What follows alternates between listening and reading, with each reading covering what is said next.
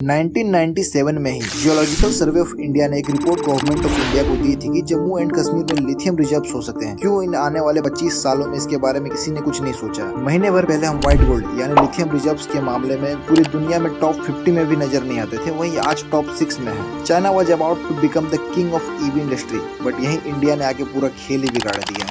भारत के हाथ एक बड़ा जैकपॉट लगा है। Lithium is the future of lithium in Jammu and Kashmir. 5.9 million tons. 5.9 million tons. 59 lakh टन। At 5.9 million tons. 5.9 million tons of 60 lakh टन जम्मू कश्मीर के रियासी जिले में यह भंडार मिला है। 2008 में टेस्ला ने अपनी पहली कार लॉन्च करी और ऑटोमोबाइल्स की पूरी दुनिया ही बदल दी।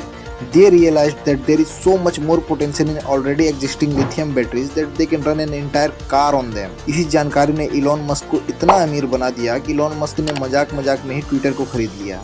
इस लिथियम रिजर्व्स को ठीक से समझने के लिए हमें सबसे पहले यह समझना होगा ये लिथियम होता क्या है। लिथियम एटॉमिक कैलेंडर में तीसरे नंबर पर आता है और सबसे हल्के सॉलिड एलिमेंट्स में आता है। And the most use of lithium is rechargeable batteries of mobile phones, car batteries, laptops, camera etcetera. इसीलिए इसे व्हाइट गोल्ड भी कहते हैं इसके यूजेस को लेके। और एक बात, पिछले 4-5 सालों में इसकी प्राइस 900% बढ़ी है। अभी 9 फरवरी को इंडियन गवर्नमेंट ने अनाउंस करा कि उन्होंने 5.9 million ton of lithium reserves को ढूंढ निकाला है जम्मू एंड कश्मीर के रेसी डिस्ट्रिक्ट में। 5.9 मिलियन टन के साथ इंडिया सीधे वर्ल्ड में टॉप 6 पोजीशन में पहुंच गया, चाइना को पीछे छोड़ते हुए। बात करते हैं इसके मिल जाने से इलेक्ट्रिक व्हीकल्स में क्या क्या देखने को मिलेगा, क्या ये सस्ते होंगे या महंगे। इन सबको जानने से पहले जान लेते हैं ये ईवीज कैसे काम करती है। इलेक्ट्रिक कार्स में जो होती है वो इंजन्स नहीं होते, ये मेनली मोटर्स में काम करते हैं जो बैटरीज से पावर्ड रहती है और इन्हीं बैटरीज में लिथियम आयंस रहती है जो इलेक्ट्रिक करंट जनरेट करती है। सरल भाषा में समझा जाए तो इलेक्ट्रिक व्हीकल्स में सबसे मेन कंपोनेंट्स में से ये एक है। और यही नहीं, जिस डिवाइस में आप ये वीडियो देख रहे हैं वो लिथियम आयन बैटरी से ही रन कर रही है। Lithium ion batteries are highly efficient cause they have higher energy density,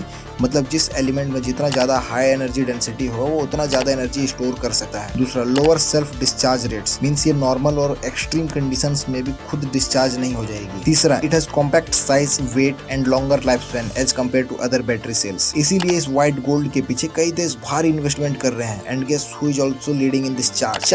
China raw lithium products को बैटरी ग्रेड केमिकल्स में प्रोसेस करने में वर्ल्ड का 60% कैपेसिटी पहले से कंट्रोल कर रहा है। टेस्ला में जो बैटरीज लगती हैं उसे भी चाइनीज कंपनी ही एक्सपोर्ट करती है। It has been investing heavily on lithium mining and lithium ion battery production, where India hardly ही कुछ लिथियम प्रोड्यूस करता था और हमेशा से ही इंपोर्ट्स में डिपेंडेंट रहा है। लेकिन सरकार के लगातार पुश करने से और ऑयल पे अपनी डिपेंडेंसी हटाने की वजह से इन रिसेंट ईयर्स में हम लिथियम आयन बैटरीज के सेकंड लार्जेस्ट इंपोर्टर बन चुके हैं। अभी के टाइम में हम 72% lithium ion batteries China and Hong Kong से इंपोर्ट कर रहे हैं। मेनली 2 रीजंस की वजह से हम लिथियम आयन बैटरीज अब तक मैन्युफैक्चर नहीं कर पा रहे हैं। पहला, लो अवेलेबिलिटी ऑफ रॉ मटेरियल्स, मतलब इंडिया के पास लिथियम रिजर्व्स या कोबाल्ट रिजर्व्स जैसी फैसिलिटीज अभी तक नहीं थी जो कैथोड्स और इलेक्ट्रोड्स में की कंपोनेंट्स हैं। सो रॉ मटेरियल्स को इंपोर्ट करना फिर उसे बैटरीज बनाना बहुत ज्यादा कॉस्टली पड़ जाता है एज कम्पेयर टू सीधे बैटरीज इंपोर्ट कर लेना। बट अब जब हमें 5.9 million ton of lithium reserves मिल गया है तो रॉ मटेरियल्स की एबिलिटी वाली एक प्रॉब्लम तो लमसम खत्म ही हो गई है। सो आत्मनिर्भर भारत को मद्देनजर रखते हुए सरकार कुछ मेजर स्टेप्स ले रही है लिथियम आयन बैटरीज को प्रमोट करने और इसके प्रोडक्शन को बढ़ाने के लिए। पहला, 2019 में सरकार ने फेम यानी कि faster adoption and manufacturing of hybrid and electric vehicles के थ्रू 10,000 करोड़ का एक स्कीम लॉन्च किया जिसमें गवर्नमेंट ने ईवीज की खरीद बिक्री को इंसेंटिवाइज्ड किया। और फेम सब्सिडीज जहां तक है सिर्फ लिथियम आयन बैटरीज की खरीद ही दिया जा रहा था, ना कि लीड बैटरीज पे। दूसरा, डोमेस्टिक बैटरी मैन्युफैक्चरिंग यूनिट को स्केल अप करने के लिए सरकार ने 25,000 करोड़ की एक PLI स्कीम लॉन्च की थी जिसमें एक 50 गीगावाट की एक एडवांस केमिस्ट्री सेल लैब को भी इंस्टॉल कराया गया था। PLI स्कीम मतलब एक ऐसी स्कीम जिसमें सरकार कंपनी को इंसेंटिव्स के साथ सब्सिडीज भी देती है मैन्युफैक्चरिंग सेक्टर को बढ़ावा देने के लिए। और जब अब हमारे पास लिथियम की कोई कमी नहीं है तो ये सारा प्रोसेस वगैरह फास्ट ट्रैक होना चाहिए। And we can expect more government schemes to accelerate the production of lithium ion batteries and also on purchasing of EVs in coming years. कहानी अभी खत्म नहीं हुई। लिथियम का एक और बहुत तगड़ा यूज है जिसके बारे में हमने अभी तक बात ही नहीं किया। Solar companies are preferring lithium over everything else to store solar energy captured by solar cells, क्योंकि lithium batteries can hold more energy than any other given batteries. Second, इन्हें मेंटेनेंस की कोई खास जरूरत ही नहीं है।